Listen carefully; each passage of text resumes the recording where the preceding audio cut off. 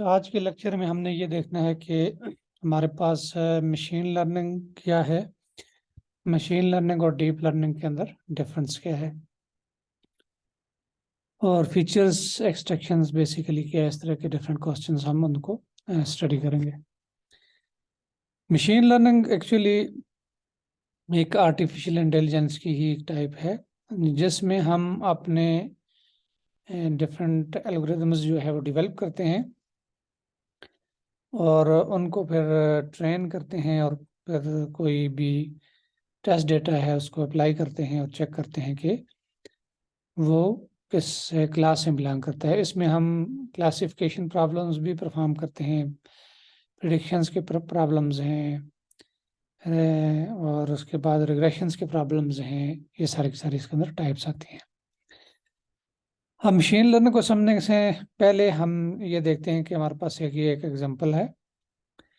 अब इसमें हम एक ट्रेनिंग डेटा देते हैं, क्योंकि हम जो भी मशीन लर्निंग एल्गोरिथम जो बनाते हैं हम उनको सबसे पहले ट्रेंड करते हैं। हमें कुछ ट्रेनिंग डेटा चाहिए। अब ट्रेनिंग डेटा फर्ज किया कि इस केस में हमारे पास ये कैट्स का डेटा है, डॉग्स का है और पैरट्स का है। सपोज हम इस डेटा पे इसको एल्गोरिथम अपने को ट्रेन करते हैं। अब जो भी इनपुट डेटा होता है वो आपके पास इमेज डेटा भी हो सकता है, साउंड डेटा भी हो सकता है, टेक्स्ट डेटा भी हो सकता है, टाइम सीरीज डेटा भी हो सकता है, कोई भी हो सकता है। तो इसको बेस्ट अंडरस्टैंड करने के लिए फर्ज किया कि हम इमेज डेटा लेते हैं।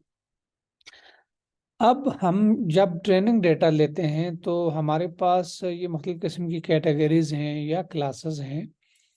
जैसे इस केस में हमारे पास ये कैट्स हैं, फर्ज किया कि एक या एक से ज़्यादा कैट्स हो सकती हैं।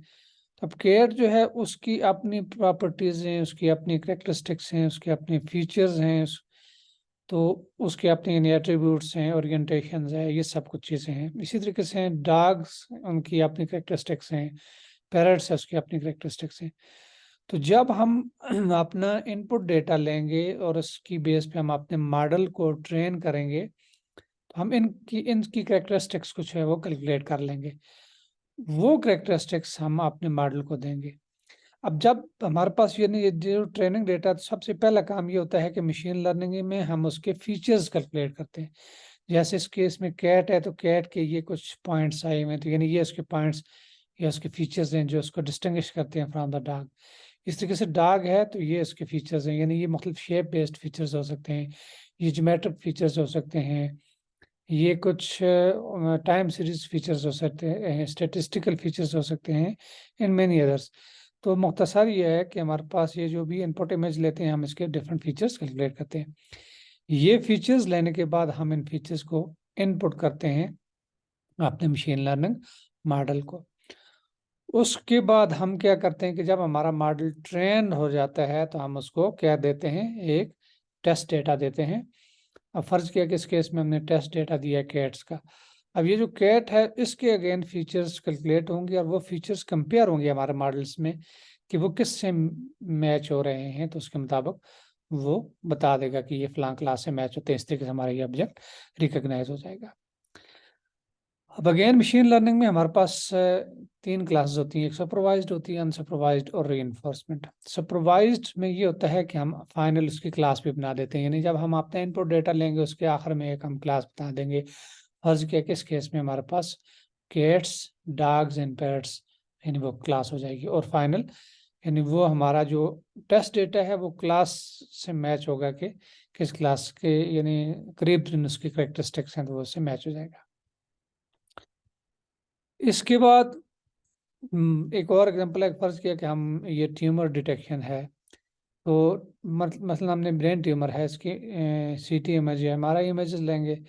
अब इसकी भी कुछ करेक्टरिस्टिक्स कैलकुलेट करेंगे। तो इमेजिंग के ऊपर मोस्टली करेक्टरिस्टिक्स जो होती हैं वो उनके मीन्स होते हैं, कंट्रास्ट है, यानी ये शेप बेस्ड है, एनर्जी है, सिमिलरिटी है, कोरिलेशन है, वगैरह वगैरह। तो यानी पहले इमेजेस लेंगे, उसके बाद उनके फीचर्स कैलकुलेट करेंगे और उन फीचर्स की बेस पे हम अपने मशीन लर्निंग एल्गोरिथम को ट्रेन करेंगे। फर्ज किया कि वो स्पोर्ट वेक्टर मशीन हो सकते हैं, डिसीजन ट्री हैं, बेजियन हैं, मेनी अदर्स। अब अगर आपके पास टाइम सीरीज डेटा है तो आप टाइम सीरीज की करेक्टरिस्टिक्स कैलकुलेट करेंगे, उससे अपने आप मॉडल को ट्रेन करेंगे और उसके बाद आप फाइनल क्या करेंगे, ट्रेनिंग टेस्टिंग वैलिडेशन डेटा करेंगे using the cross fault validation. जैसे इस केस में हमारे पास कैंसर या हेल्दी सब्जेक्ट्स हैं तो वो उस क्लास से बिलोंग कर लेंगे।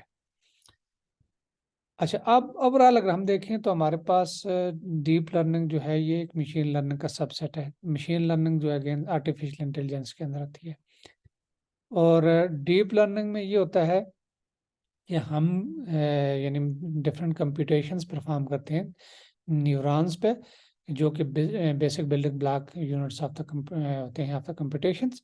और ये न्यूरॉन्स बेसिकली क्या करते हैं, डिफरेंट टाइप्स के ऑपरेशन परफॉर्म करते हैं और इंफॉर्मेशन को फॉरवर्ड करते हैं अगली लेयर्स के न्यूरॉन्स के अंदर फर्दर ऑपरेशंस को परफॉर्म करने के लिए।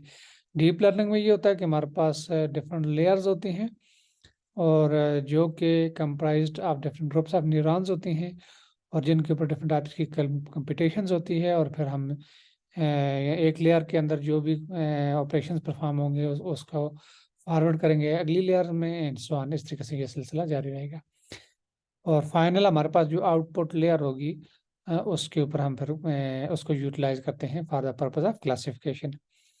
और दूसरा फर्क ये है कि डीप लर्निंग में हम ये देखते हैं कि इसके अंदर जितने भी फीचर्स हैं या जितनी भी इंफॉर्मेशन है वो ऑटोमेटिकली एक्सट्रैक्ट होती है, जबकि मशीन लर्निंग के अंदर हम वो हैंड क्राफ्टेड फीचर्स यूज करते हैं। तो ये इनके अंदर बेसिक डिफरेंस होता है मशीन लर्निंग और डीप लर्निंग के अंदर। इसके अलावा डीप लर्निंग में ये है कि फर्ज किया कि हमारे पास ये एक डेटा है जो कि डिफरेंट क्लासेस हैं। हमारे पास इनपुट डेटा है, वो कार्स हो सकते हैं, ट्रक्स हैं, बाईसाइकिल्स हैं, मैनी अदर क्लासेस हैं। अब इसमें ये होगा कि ये इनपुट्स होंगी और ये फिर जब डीप लर्निंग को डेटा जाएगा तो इसकी कुछ लोअर लेयर होंगी, कुछ हायर लेयर होंगी। लोअर लेयर में उसके यानी हम लोअर लेवल फीचर्स कैलकुलेट करते हैं और हायर लेवल में उसके हायर लेवल फीचर्स कैलकुलेट करते हैं।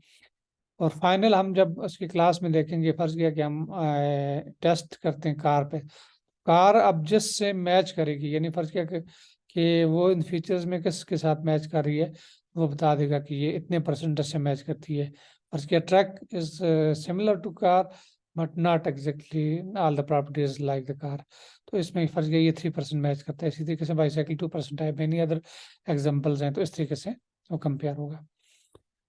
इसके अलावा डीप लर्निंग में थोड़ा सा ये होता है कि डीप लर्निंग हमारे पास चूँकि ये मॉडल्स जो हैं इनके अंदर बहुत लेयर्स होती हैं, कंप्यूटेशनल यूनिट्स बहुत ज़्यादा होते हैं, नंबर ऑफ पैरामीटर्स जो हैं वो बहुत ज़्यादा होते हैं। तो इस वजह से इनको आम जो सीपीयूज़ हैं उसके ऊपर प्रोसेस करना इतना आसान नहीं होता। तो इसके लिए जो है जीपीयूज़, हाई प्रोसेसिंग पावर जो है वो यूनिट्स यूज़ होते हैं।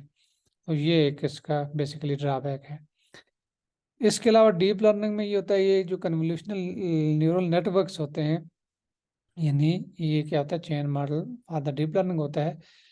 It can acquire knowledge instantly from photographs. Convolutional neural network is formed many layers which process and reconstruct or build inputs to create the output। Basically होता ये है कि हमारे पास जितने भी डेटा होता है, इमेजिंग है या कोई और डेटा है, वो पहले क्या करता है कि उसको प्रोसेस करता है और उसके बाद रिकंस्ट्रक्ट करता है फाइनली में आपको, यानी लोअर लेवल में वो क्या करता है कि लोअर लेवल फीचर्स में उसको डिस्ट्रीब्यूट करता है और फाइनल हायर लेवल में उनको दोबारा से रिकंस्ट्रक्ट करके आपको ओरिजिनल इमेज की फॉर्म में बता देता है।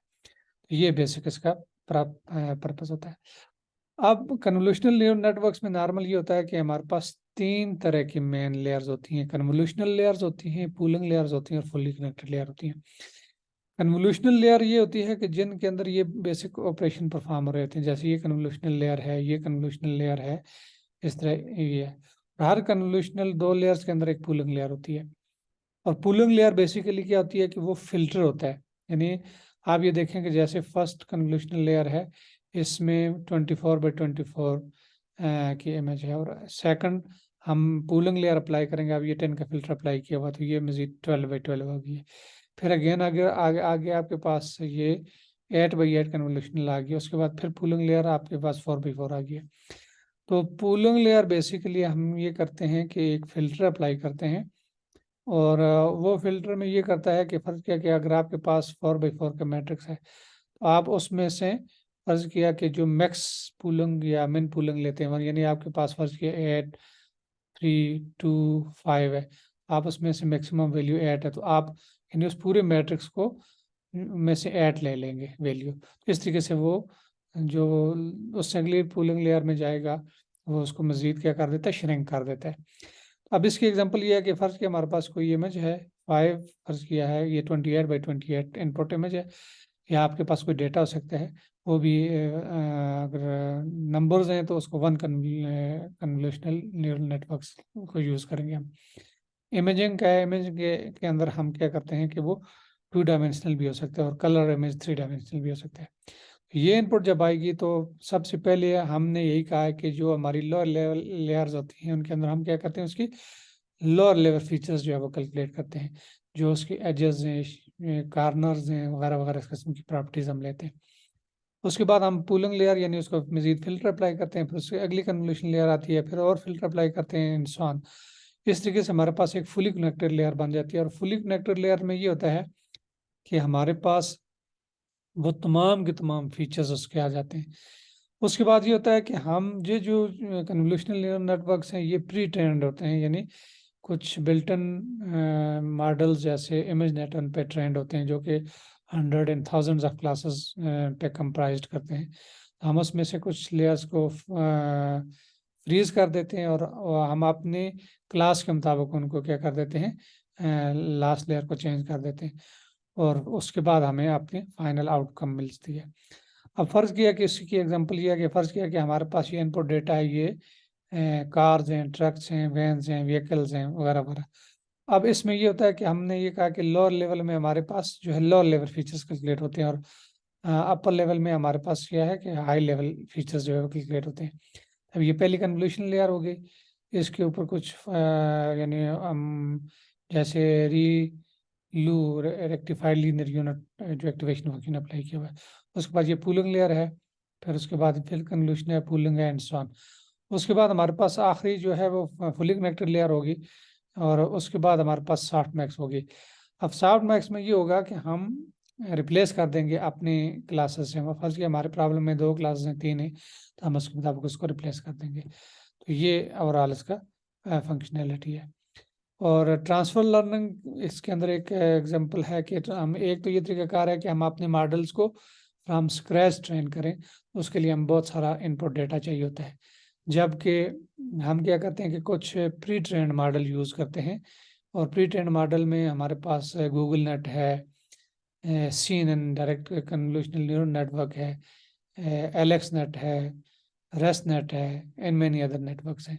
तो हर नेटवर्क की अपनी प्रॉपर्टीज़ हैं, उसके अंदर नंबर ऑफ क्लासेस हैं और वो प्री ऑलरेडी कुछ डेटा सेट्स के ऊपर ट्रेंड किए होते हैं।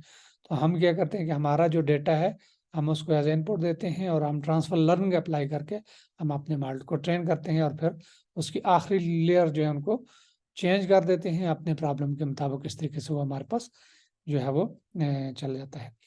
और उसके बाद हम जो भी काम है क्लासिफिकेशन का, खास पर क्लासिफिकेशन में नॉर्मली हम ये काम करते हैं कि हम ये मुख्तलिफ किस्म के मीट्रिक्स कैलकुलेट करते हैं और अगर रेग्रेशन है तो उसके ऊपर आप एरर कैलकुलेट करेंगे। क्लासिफिकेशन है तो आप उसके ऊपर ये इसकी sensitivity, specificity, PPV, NPV, FPR, total accuracy, AUC calculate करेंगे। और ये आपके पास सेंसिटिविटी जो है वो true positive plus false negative है। इसी तरह स्पेसिफिसिटी जो है वो आपके पास ट्रू नेगेटिव और true negative plus false positive है, PPV है, NPV है, ये हमारे पास आती है। और फाइनल हमारे पास रिजल्ट्स होते हैं। हम रिजल्ट्स में ये करते हैं कि हम डिफरेंट टाइप्स की जो क्लासिफिकेशन है वो 2 और मोर देन 2 क्लासेस होती हैं, उनके अंदर हम ये डिफरेंट मीट्रिक्स जो है वो कैलकुलेट करते हैं। और ये उसके बाद अगर रिग्रेशन है तो रिग्रेशन में हम फिर उसकी एरर्स के ऊपर जाते हैं और देखते हैं कि हमारा कौन सा मॉडल उसको बेस्ट परफॉर्मेंस दे रहा है, यानी जितनी एरर कम होगी वो उतना बेटर यूटिलाइजेशन देगा। तो this is the basic difference between the machine learning and deep learning models.